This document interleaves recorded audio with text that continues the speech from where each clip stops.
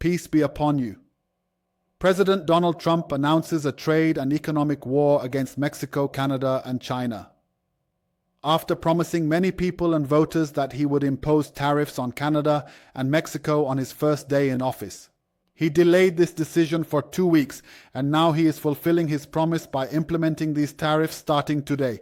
In today's episode, we will focus on what this decision is and its economic impact on America and the world, as well as other decisions that will be made in the coming weeks if the American trade deficit issue is not resolved. So let's start with the beginning. A decision that I consider a very serious decision, imposing customs duties on non-American products sold from Canada and Mexico of up to 25%. And also adding customs duties on Chinese products of up to 10%. 10%. He was asked why he did that. Of course, he promised, but yes, and now this decision has been implemented. The decision starts today, February 1. One of the main reasons, of course, is the trade deficit between countries, but one of the reasons I am talking about is the entry of narcotic substances through the American border from Canada. From Mexico until now, it has not stopped, knowing that the two countries have generally tried to take illegal immigrants. But President Trump confirmed that there is no solution to this issue and insisted on this decision. Of course, we remind the people who did not watch our episode yesterday that you must watch it so that you can also conclude some important things from the important things that came out in yesterday's report. The American trade deficit. American trade reached deficit points in December, reaching $122 billion, a trade deficit, meaning its trade is negative. And as you can see, America has been doing for more than 40 years, or even more than 45 years.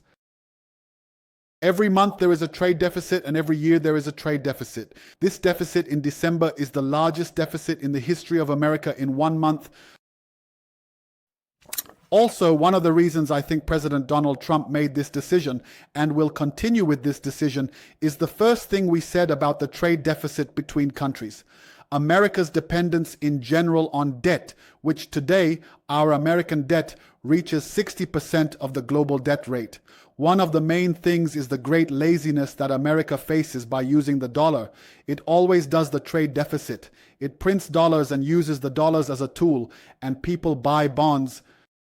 I also think he tweeted an important message threatening the BRICS system, saying that if you create a competitor to the dollar, we will impose a 100% tariff on you.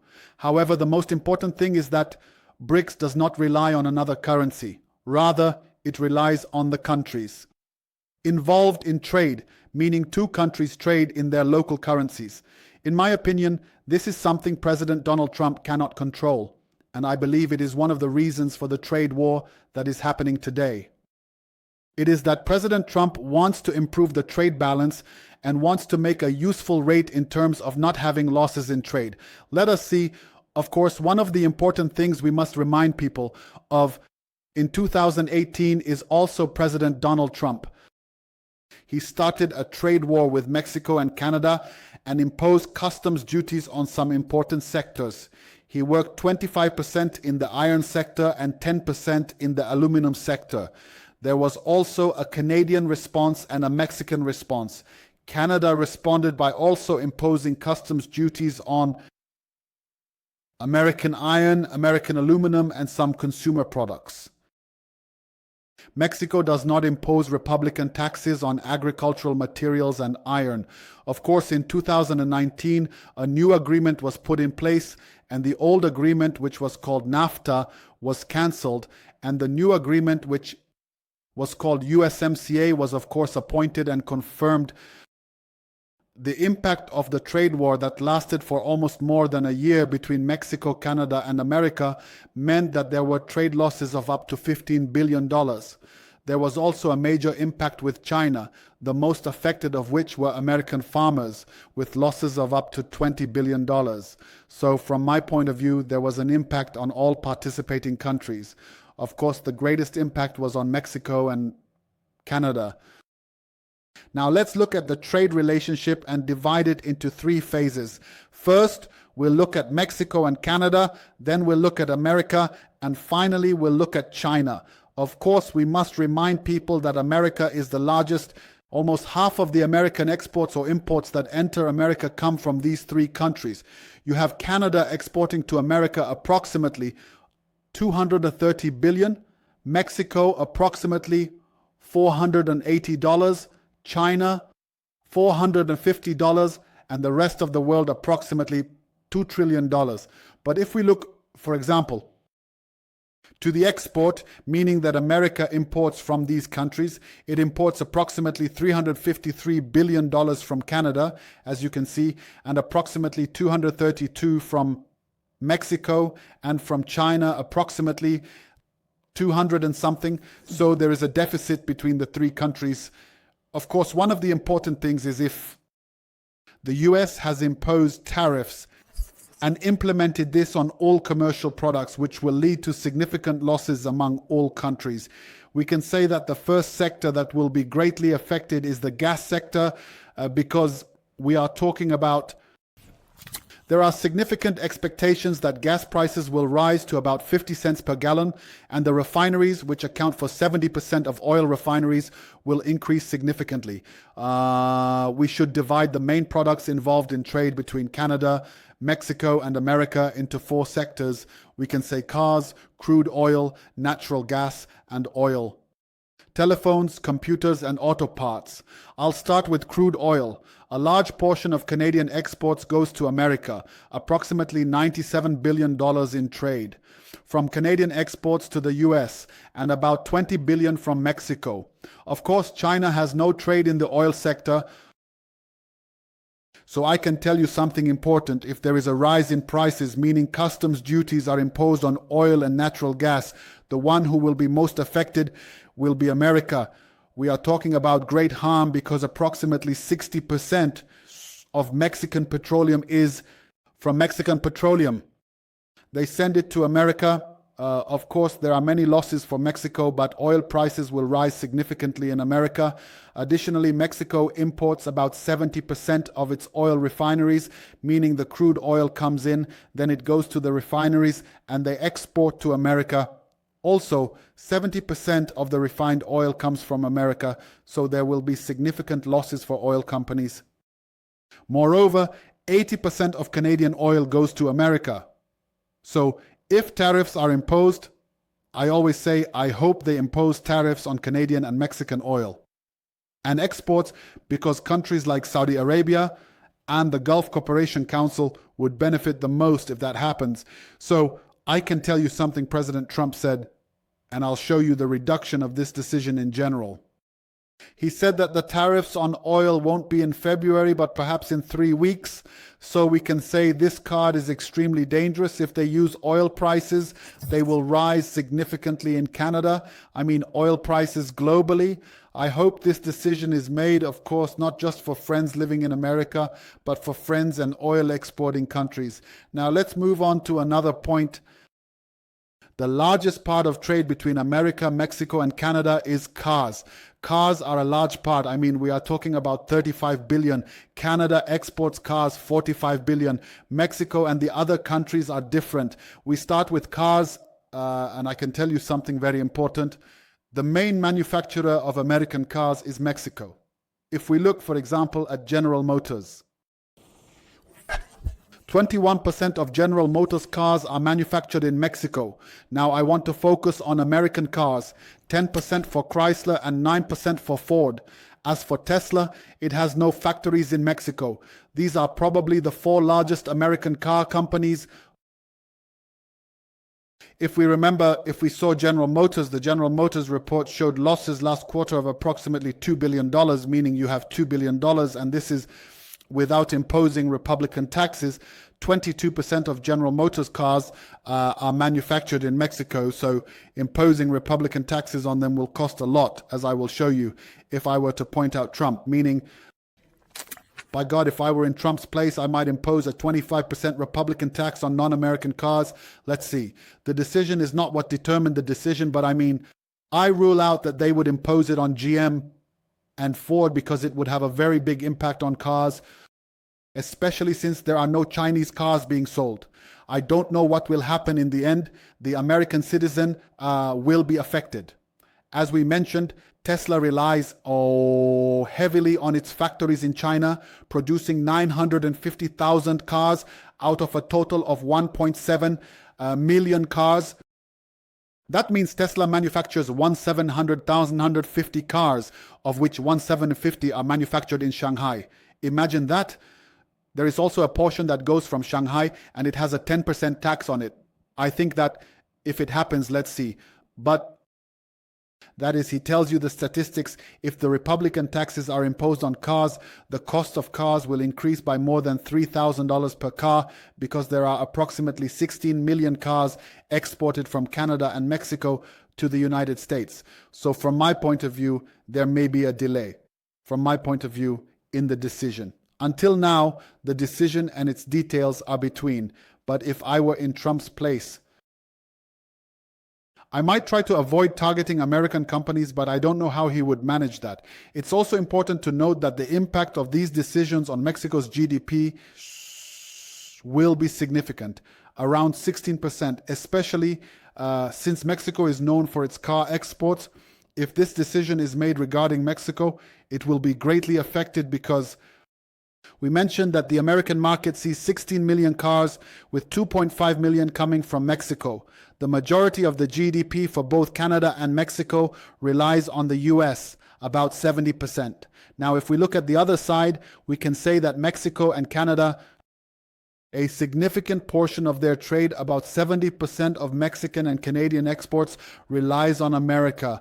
I find it surprising that in 2018 they imposed these tariffs, but what kind of trade do they have, especially Canada?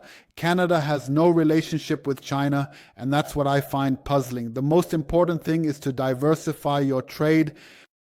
To avoid being in this situation, you need to be under the mercy of President Donald Trump, and I believe these two countries are under his mercy today. So this is an important lesson for all countries. In my opinion, you need to have a relationship with both China and America if you want to adapt to the current economic situation. Of course, the American situation is somewhat different. Of course, there will be an impact in terms of rising prices, as we saw with cars and oil. From my point of view, this file has not been activated yet, but the effects of oil will be very large if it is put in place. But the biggest impact from my point of view is if we look at America, the largest part of trade. If we look at the American GDP, we can say that 25% of the US GDP relies on trade, exports, and imports. So the impact isn't that significant, because Mexican and Chinese exports only affect about 15% between the two countries, and they have a 71% American trade. As we mentioned, the trade aspect for America doesn't heavily depend on GDP. If we also look at exports and imports, you'll see how much Canada exports to America, 78%, and to the whole world, 22%. For example, Mexico exports 80% to America and 20% to the entire world. Just look at how heavily Canada and Mexico rely on America. And this is a huge mistake, because especially in America, Canada and Mexico don't have a significant relationship with China. This is where things need to start changing. They might not even have the production capacity, but I believe Canada doesn't have a high level of trade with China at all. Now, if we look at the impact of this decision on China, the US-China relationship in trade is extremely significant, reaching around $600 to $700 billion. Of course, there is a deficit of about 200 to 230 billion with the Chinese. However, US-China trade is declining. China is significantly reducing its trade. And it's important to note that if we look at global trade, China trade controls approximately 37% of GDP, a large part, but in 2000 it was approximately 60%. So look, they started to diversify their economy. And also, if we look at trade, China has trade partnerships with more than 120 countries, making it the #1 trading partner and the leading trading company for them. We saw this year, 2024, they had a trade surplus reaching $1 trillion compared to a trade deficit now in America. The major problem is that China has become the factory of the world, with about 30% of manufacturing coming from Chinese factories, while 10% of American manufacturing goes to the world in general. A significant portion of that 10% is now starting to shift towards oil and natural gas. As you can see, of course, if we look at the Chinese-American influence, China exports approximately 15% and America exports 14% of this. But look at the big difference. 85% of global trade is exported outside the world, and 75% has no relationship with Mexico and Canada. Even if trade between the two countries stopped, there would be an impact. But he still has 85% of world trade, while America has 57%. This gives you an impression, but in the end, everyone loses. If that happens, everyone loses. But as we said, China has begun to diversify its investments. In addition, China has a large number of citizens, 1.4, 1.5 billion people living in China. 1.5 billion people live in China. Another important point is that it gives you the impression that if Trump wanted to attack China more aggressively, he would have imposed a 25% tariff. But in the end, he knows that if he does that, he has a huge deficit, and many products like computers, phones, Nvidia, and many other electronic products come from China. All the furniture comes from China, toys come from there. So there is a significant impact on American citizens. In the end, we will impose tariffs on gypsum. We will impose tariffs on colors and gas. This will happen quickly soon. I believe it will happen around February 18th. We will impose a lot of tariffs on glass. We have tariffs on glass, and we saved the glass industry, but it was small compared to what it will be. But we will impose tariffs on glass and aluminum, and eventually on copper. Copper will take a little longer. It will happen very quickly. This will be very good for data management. It will make data management very strong. These things are very important. And even more than that, you see the power of entertainment. Entertainment is good. No one can take us down because we have more than just the power of entertainment. So that will happen very quickly, but we will also do the right entertainment.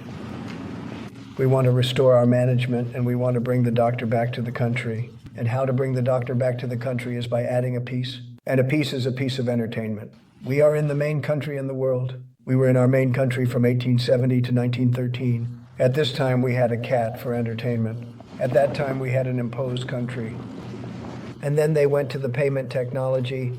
And how do you make that work? It was okay, but it was a lot better. So we're going to work on the manufacturers. Manufacturers. Manufacturers, manufacturers, manufacturers. They will be doing miracles and stuff like that. Of course, he will explain to you that the stages of customs duties or tariff will be divided into more than one stage. The first stage may be generally focused on non-essential materials, meaning that we will not find oil in it. And as for oil, he will tell you that customs duties will be imposed that reach 25%. On February 18th, for the oil sector, I also believe that the automobile sector will not be activated now because the greatest damage will be to American cars. It may affect non-American companies. Let us also see. The decision is clear.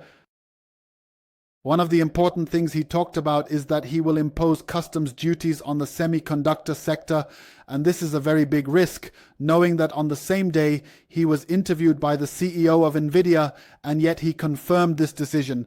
It gives you the impression of something very important. I think that Trump knows that China has reached the same capabilities for Chinese chips. And you started to see a very big attack on their purchase of Taiwanese chips. So he said, I want to quickly say the industries in America, let's see. But I give you the impression that DeepSeek made a big mess of the cold house cards because he was surprised that he puts Republican taxes on chips coming from Taiwan because it greatly harms American industries. But I think now he has found an alternative to that, so let's see. I mean, this just gives you the impression that iron and copper will not be subject to Republican taxes now, perhaps next month. It gives me the impression that what he did in 2018 was a very big mistake, so he wants to postpone it. In addition, he made a decision for the Japanese company that was buying American iron and rejected this decision, so I think that I mean, he is studying this topic so far, and he may move towards placing Republican taxes on iron because the American iron companies want this decision. I think it is one of the important things. I think he is also talking about the system of formaldehydes. Pharmaceutical companies want to transfer them all to be in America. Let us see. No one has a date. One of the important things he talked about is that he wants to return America to the strong state it was in 1800 until 1913. I believe, as we said, that he began to realize that the dollar's weapon began to take a negative direction, and it would be useless to use it now. America must return American industries to America. But the issue of industries requires a lot of time. We only saw a significant part, about 10% of the American GDP relies on industries. All industries have been exported from America to China and other countries. I hope I gave this topic its due attention in this episode because it is a complex one with many details. The picture will become clearer in the coming days, and I will keep you updated on this file. Hope today's episode has been helpful. Good luck with your investments.